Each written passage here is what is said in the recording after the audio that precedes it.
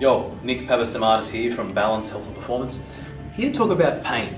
Now, there's pain that's actual pain and there's perceived pain. Now, what do I mean by that?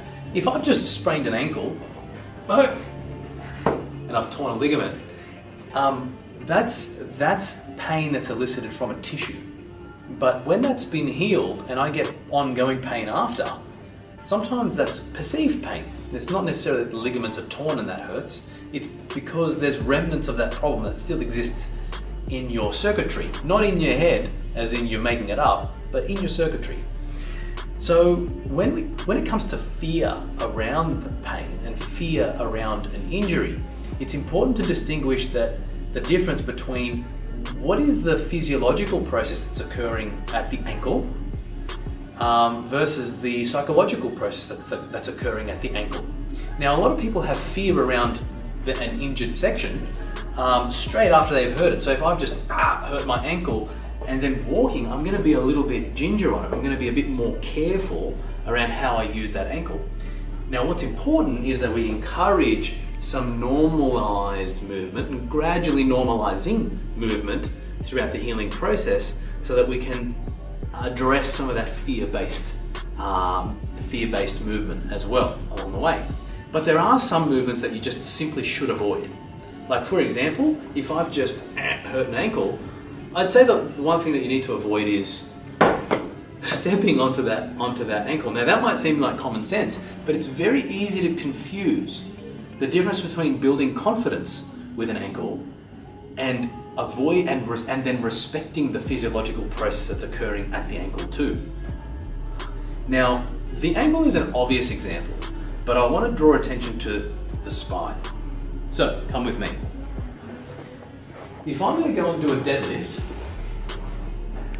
and let's say for example I do a deadlift, and then all of a sudden, my back, I hurt my back. Now somehow I've hurt my back, and then it really hurts and whatnot, and you go and always test it out and stuff like that. It's a very common narrative to say to a patient that pain is okay and that pain is just something that you shouldn't be alarmed about. But there is also a certain thing that is occurring at the spine. Now, what happens when you hurt your back?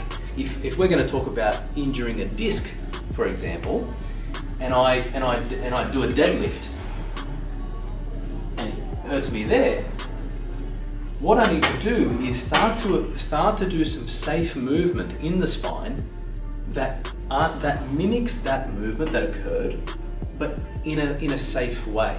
So not necessarily doing a deadlift again. And that might look like going into a position like this, and you're teaching the hips and the spine to load properly again without necessarily lifting a weight. But unfortunately, what's happening is a lot of practitioners are making it seem like it's okay for that person to then go off and do a deadlift again, even though their back hurts.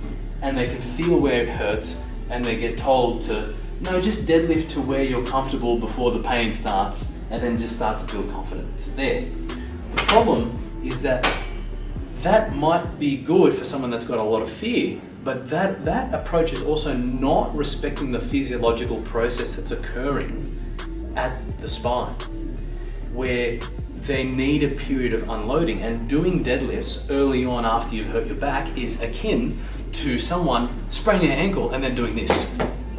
And essentially, we as practitioners and as patients need to understand that movement is healthy, but we also need to respect the physiological process of the injury that's occurred as well, especially in the first 6 weeks of any injury.